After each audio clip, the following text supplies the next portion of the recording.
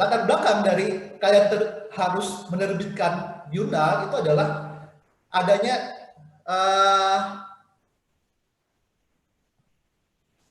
dari Direktorat Jenderal Pendidikan Tinggi Kementerian Pendidikan dan Kebudayaan tanggal 27 Januari 2012 itu mewajibkan mempublikasi karya ilmiah ke jurnal ilmiah sebagai syarat kelulusan. Nah, sebenarnya ini sudah sudah berlangsung lumayan lama, sudah 7 tahun yang lalu, kira-kira 7 sampai 8 tahun yang lalu, bahwa sarjana S1 itu mau diwajibkan membuat karya ilmiah yang dijadikan sebagai syarat kelulusan. Nah, namun pada tahun 2015 ULM itu baru membuat peraturan rektor. Nah, karena ada peraturan rektor tersebut, otomatis seluruh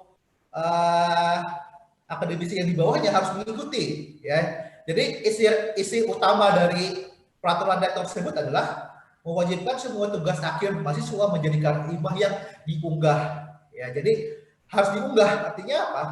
Kalian harus mempublikasinya itu ke semua jurnal-jurnal ilmiah S1, S2, S4 dan lain-lainnya. Susah sekali. Bahkan untuk jurnal S4 Sintak 4 saja kita perlu melakukan pertama, ya, kita harus direview dulu, harus bersedia direview dulu jurnal kita. Nanti kalau misalkan ada revisi apa, misalkan harus kita perbaiki, ya. Kemudian yang kedua, berbayar juga. Ada beberapa jurnal yang terakreditasi itu memungut bayaran, misalkan. Contoh, ada beberapa yang memungut bayaran di bawah $100, misalkan. Ada yang lebih dari itu. Nah, itu jujur saja itu sangat memberatkan bagi mahasiswa, ya, bahwa sudah bikin capek-capek skripsi, sudah capek bikin karya ilmiah, terus harus upload nunggu lagi, harus revisi lagi. Nah, jadi sebenarnya dulu itu kita sudah punya jurnal khusus mahasiswa, namanya JNTK ya, jadi yaitu Jurnal Elektronik Nasional Teknologi dan Ilmu Komputer, ya. Sudah pernah beberapa kali terbit, sudah pernah beberapa kali dipublikasi, namun karena ada suatu kesalahan teknis bahwa jurnal JNTK ini tidak difungsikan kembali, ya. Nah, untuk itu pada tahun 2020 ini kita mulai aktif kembali, yaitu dengan memberi nama, itu namanya adalah Journal of Data Science and Software Engineering, ya. Jadi kalau kalian lihat linknya itu bisa kalian buka, linknya di bawah, ya. Jadi bisa dibuka di Jurnal Mahasiswa ULM ASID, ya. Nah, ini lagi, ya, gebrakan lagi, ya. Kalau dulu di Jurnal JNTK itu kita menggunakan bahasa Inggris untuk seluruh karya ilmiahnya. Nah, sekarang kita menggunakan bahasa Inggris. Nah, ini gebrakan sekali nih untuk ilmu komputer, ya, bahwa jurnalnya itu bahasa Inggris, ya. Jadi ini tujuannya apa?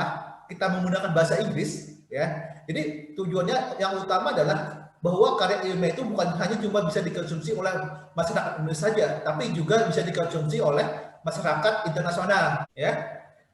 Jadi sini saya sudah membuatkan alurnya, ya, alur dari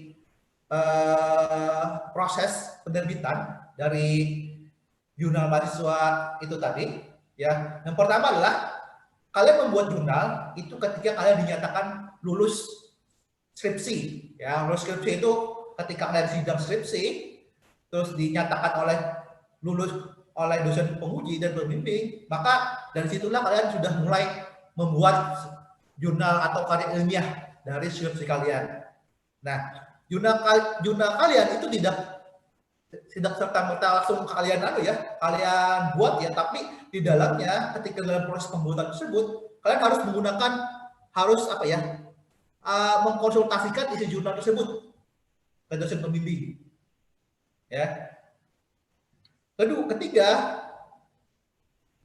kemudian dilakukan adalah konsultasi tentang gaya selingkung, ya. Gaya selingkung itu adalah gaya penulisan. Mungkin setiap jurnal itu nanti setiap jurnal A, jurnal B itu nanti ini berbeda setiap gaya selingkungannya. Maka kita harus wajib mengikuti gaya selingkungan dari jurnal yang akan kita tuju.